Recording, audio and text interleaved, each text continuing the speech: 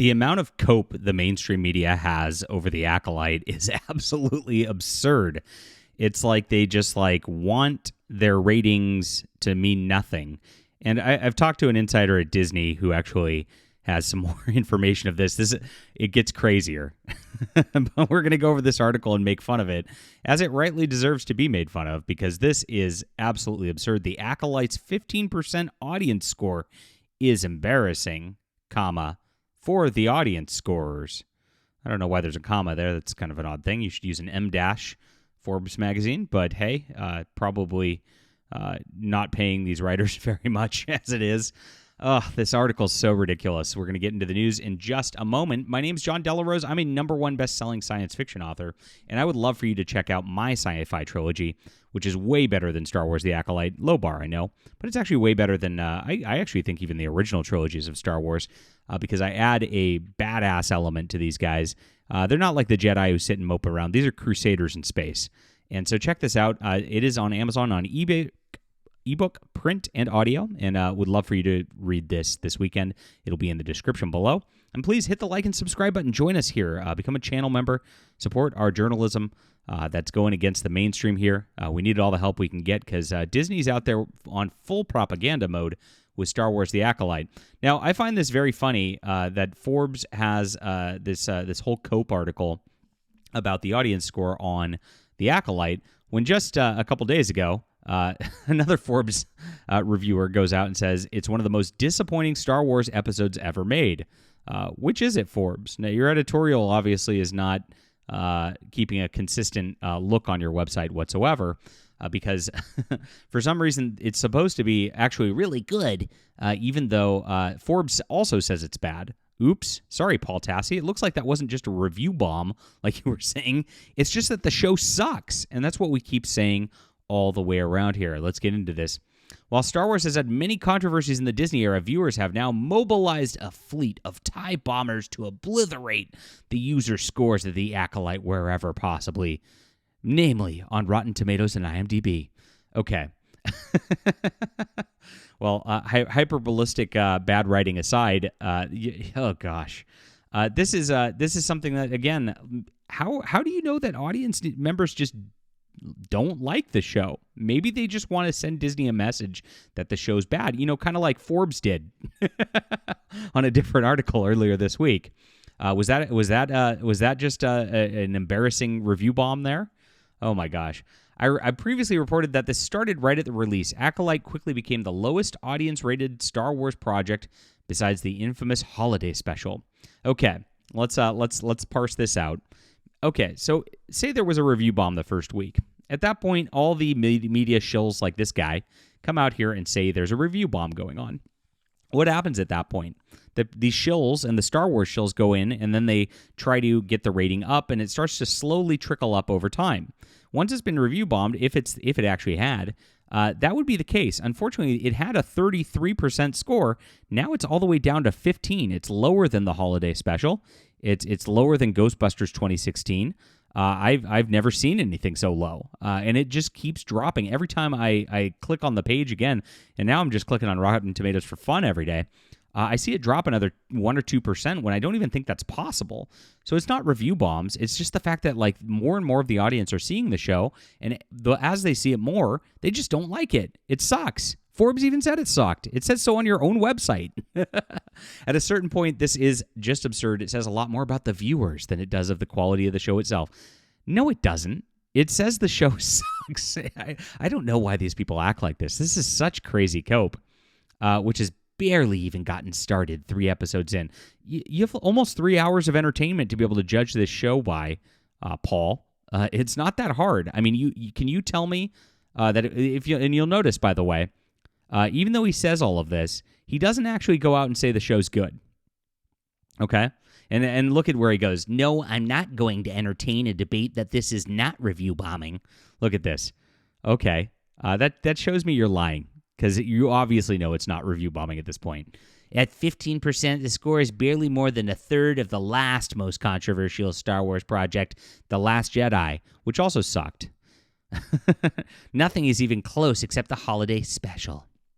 Aw, here we are. There's also how fast this happened. It happened over a couple weeks. You said 2 weeks ago it was at 33%, and now it's at 15%. So what happened was more episodes came out, and it sucked. It's pretty easy to explain this. Ahsoka has 5,000 reviews on Rotten Tomatoes for being a month. The Acolyte has aired 3 episodes in 2 weeks and has 10,000 reviews. The last season of The Mandalorian has 2,500 reviews. Andor has 5,000 reviews. Yeah, because here, this is also easy to explain. Ahsoka, it was a little on the boring side, and there were some stupid elements to it. It was okay, though. It wasn't it just was not this bad. The Mandalorian was also just not this bad. It was just not that interesting, but it was not this bad. Andor was also just not that interesting, but it was not this bad. And so when you get things that are not interesting and not all that bad, the audience just is apathetic to it. And that's why ratings keep declining in terms of people watching those shows over and over again. But The Acolyte has been so bad and flying in the face of Star Wars lore so much. The lesbian space witch thing is just so cringy that of course audiences are going to react poorly to it. They saw it and they think it sucks. It's very, very simple. And they're mad about it. They want to tell Disney how mad they are about it because they want Disney to understand you can't just slap a Star Wars brand on things and make it horrible and have people just tune in and have people just accept this crap. Fans need to send a message, and we're getting better at sending messages is what it's come down to also over the last couple of years. If you look what happened with the Stellar Blade petition, nearly 100,000 people came in and signed for Stellar Blade to not be censored as a video game. This was organized just on Twitter, and fans are getting better at organizing about this sort of thing. It's not a review bomb. It's just the fact that fans have had enough. It's been way too far, and they keep pushing even further. Every time you think they can't hit a new low with what they're doing, Kathleen Kennedy just puts another chick in it and makes it even gayer. And then they laugh about it in interviews and say, this is the gayest Star Wars yet. They taunt the audiences. You want to talk about what's embarrassing?